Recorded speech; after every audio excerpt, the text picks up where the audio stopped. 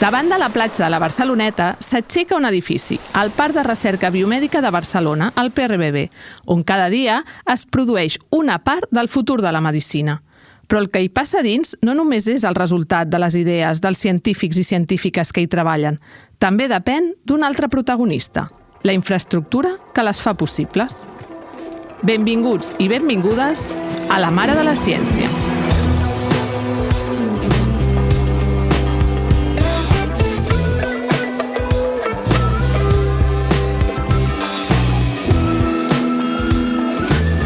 La Mare de la Ciència, un podcast del PRBB.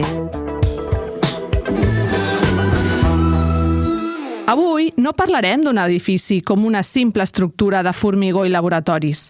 Parlarem d'un organisme viu, de plataformes, tecnologies i espais que connecten investigadors i investigadores i que permeten fer experiments que fa només uns anys semblaven impossibles.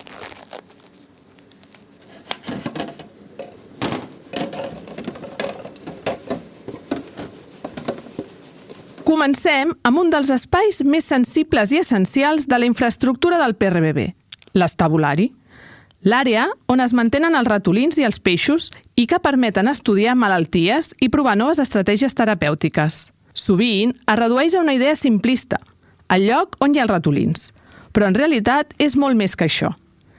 És una infraestructura clau perquè la recerca biomèdica pugui avançar i perquè en un futur es puguin desenvolupar nous tractaments. Una part d'aquesta infraestructura està dedicada als peixos zebra, un model cada vegada més utilitzat en recerca.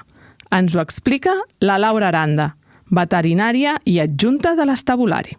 Sí que és cert que la tendència en els darrers anys és l'augment de l'ús dels peixos precisament per les característiques que poden oferir.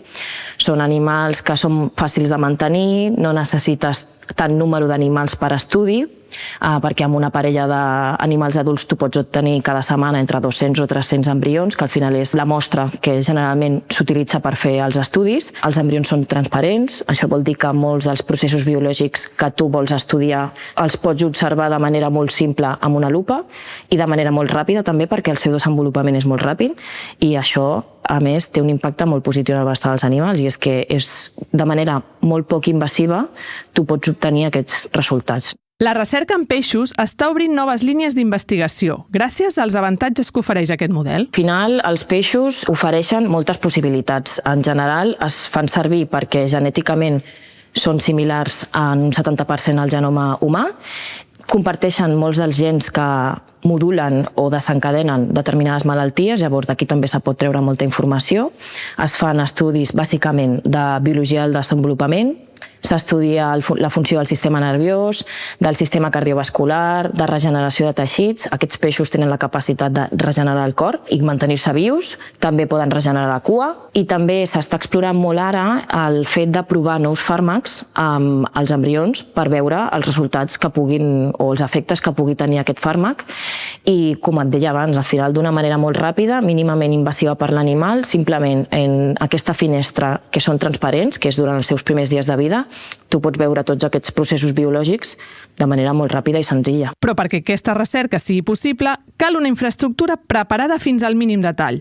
Al PRBB, aquest espai s'està reformant per garantir les millors condicions i el benestar animal. Els nous sistemes són, evidentment, molt moderns, automàtics i ens permeten una monitorització en temps real i constant dels paràmetres de l'aigua, pH, temperatura, conductivitat. Podem continuar controlant la il·luminació, l'alimentació. Per exemple, nosaltres donem Artemia rotífer, que són, l'Artemia és un petit crustaci, que és dieta viva pels animals i això no només millora el seu creixement i rendiment reproductiu, sinó que també fomenta la seva capacitat de depredació, llavors també és enriquiment ambiental. Tenim un protocol molt estricte de supervisió dels animals, tenim un equip veterinari, el personal cuidador està especialitzat en aqüicultura, per exemple, llavors aquest avantatge i conjunt humà i l'equipament tècnic ens permet controlar de manera molt precisa que els animals i els paràmetres que ells necessiten per viure en condicions òptimes estiguin en perfecte estat i, en definitiva, això contribueix a que els estudis i els resultats que se n'obtenen dels animals siguin fiables, precisos i reproduïbles, que aquest és l'últim objectiu de per què nosaltres necessitem tenir una bona infraestructura a l'estabulari del PRBB. Però la infraestructura de l'estabulari no s'acaba amb els peixos. Els ratolins continuen sent una eina imprescindible per entendre molts processos biològics i moltes malalties. Ens ho explica la investigadora del Centre de Regulació Genòmica, la Paulina Carriba Domínguez. A veure, en el nostre laboratori, de fet, fem moltíssimes coses amb els ratolins. Diguéssim, el focus del nostre laboratori és Down Syndrome, que és la triplicació del cromosoma 21, i això fa que tingui moltes derivades des del neurodesenvolupament fins més propensió a tenir la malaltia d'Alzheimer. Nosaltres amb els ratolins en realitat estudiem tot aquest ventall, des de desenvolupament fins a neurodegeneració, passant també per exemple, com l'estrès pot afectar a la ingesta, mirant obesitat també. És a dir, que fem moltíssimes coses. I és que quan es tracta d'entendre com funciona un organisme viu, reproduir tot el context biològic és fonamental. Els ratolins és el millor model per estudiar el que nosaltres estem molt interessats, que és com funciona però en un organisme. Perquè, clar, si tu estudies in vitro, tot el context biològic el perds. Si tu proves un fàrmac, doncs això, a in vitro, veus quin efecte té, però un cop que ja coneixes això, necessites traslladar-lo a l'organisme viu per veure que realment com interfereixen els altres factors. O sigui, necessitem l'in vivo. Aquí, el treball combina rigor científic i responsabilitat ètica. El benestar animal, els protocols estrictes i la supervisió constant són part essencial de la recerca. Sense aquest espai, moltes de les teràpies que avui s'estudien simplement no serien possibles.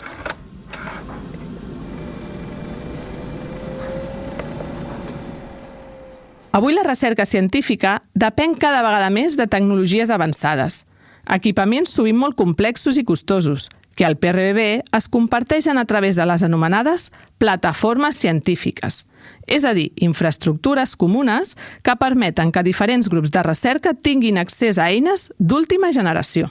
Per exemple, microscopia avançada, que revela detalls invisibles a simple vista, o la seqüenciació genòmica, que ajuda a llegir el manual d'instruccions de la vida. També sistemes de citometria, que permeten separar cèl·lules segons les seves característiques. I tot això amb el suport dels equips d'experts que mantenen aquestes plataformes operatives. L'Òscar Fornes, cap de la unitat de citometria de flux UPF-CRG, ens obre la porta del servei de citometria de flux, que comparteixen aquestes dues institucions, la Universitat Pompeu Fabra i el Centre de Regulació Genòmica. I ens explica què és. Darrere del nom de citometria de flux, a part d'una de les meves grans passions, hi ha una tecnologia d'anàlisi cel·lular molt potent. És una tecnologia d'anàlisi cel·lular basat en fluorescència, per tant, utilitzem fluorocroms per tenyir diferents parts, estructures o molècules de la cèl·lula, des de la seva superfície, el citoplasma o el nucli, i així podem obtenir moltíssima informació biològica de cada una de les cèl·lules que volem analitzar. A la vegada, un cop classificades totes les cèl·lules, les podem separar físicament, cada una d'elles. I així podem fer estudis a continuació de transcriptòmica, proteòmica o inclús biologia cel·lular i també temes de clonació. Aquesta tecnologia fa més de 50 anys que es va desenvolupar i ha evolucionat molt, erigint-se com una eina fonamental en el camp de la biomedicina, ja que permet coses com aquesta. Actualment ja hem superat el llindar de 50.000 cèl·lules per segon. Per tant, es fa realitat el poder trobar una cèl·lula entre 1 milió, perquè en menys d'1 minut podem analitzar 1 milió de cèl·lules i trobar la gran diversitat de cèl·lules contingudes en una mostra. Després de 25 anys dirigint aquesta plataforma, la citometria de flux ha experimentat una gran evolució. Han estat molts els reptes associats a la direcció d'un servei d'aquestes característiques i, sobretot, el manteniment de la seva activitat fins a consolidar-la com una de les unitats de citometria més avançades d'Europa. El fet de dirigir aquesta plataforma, que és de servei públic, no només és un gran privilegi, sinó que també és un gran repte. Un gran repte pel fet que hem de continuar donant sortida a les necessitats de la recerca d'excel·lència del campus, que és extraordinària i, per tant, ens obliga a estar constantment en desenvolupament i donar el millor de nosaltres avançant en noves aplicacions i noves sortides tècniques per la comunitat científica del PRBB.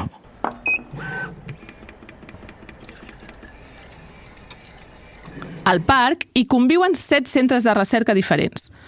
Comparteixen espais, tecnologia i infraestructures amb un mateix objectiu: facilitar que el coneixement circuli i generi noves descobertes. Però perquè tota aquesta maquinària funcioni cada dia, cal una infraestructura molt especialitzada. Ens ho explica l'Oliver Blanco, director d'Infraestructures i Prevenció de Riscos Laborals del PRBB. Hom podria pensar que sembla un hospital, però no és exactament així. És un edifici molt particular, les seves característiques tècniques, diguem, no? El més semblant pel gran consumidor, diguem, seria un hospital, no? Però no és un hospital. Llavors, té unes característiques molt particulars en quant a la densitat d'instal·lacions i a l'ús que un hospital no té. A més, la relació que tenen les infraestructures sobre el producte de la recerca és molt directa. Aquí que tu tinguis una desviació d'una humitat relativa en un box on estan fent un experiment amb animals té les seves conseqüències. I és que les necessitats d'un edifici de recerca són molt particulars. A nivell d'edificis terciaris, un edifici de recerca té una estructura del seu consum energètic que no s'assembla a res. No és ni millor ni pitjor, però és diferent, no? Però un edifici normal d'oficines, a nivell hospitalari també s'assembla molt. El pes de la climatització és un 70% del consum, un 20% del consum total són la força, els endolls, no? Els ordinadors, l'equipament i tal, i un 10% és la il·luminació, no? En un centre de recerca ja tenim comprovat després de molts anys que el 60% és la força, endolls, equipament, en marxa 24 hores. Aquí l'exemple més clar són les 1.000 neveres que tenim en aquest edifici i funcionen 24 hores al dia. I tenim un 20%, un 30% de climatització i un 10% d'il·luminació. Una complexitat que, a més, s'ha gestionat durant aquests 20 anys amb una mirada posada també en la sostenibilitat. A l'ADN del PRBB, des de l'inici, hem tingut un enfocament envers la sostenibilitat bastant important.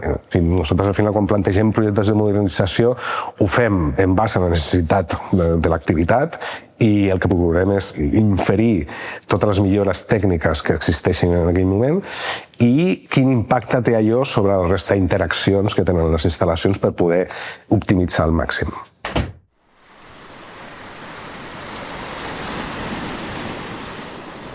El PRBB és molt més que un edifici ple de laboratoris. És una infraestructura viva, on conviuen tecnologia, coneixement i persones. Un ecosistema on cada plataforma, cada espai tècnic i cada laboratori formen part d'un mateix organisme. Una infraestructura d'avantguarda al servei de la ciència i de la societat. La mare de la ciència, un podcast del PRBB.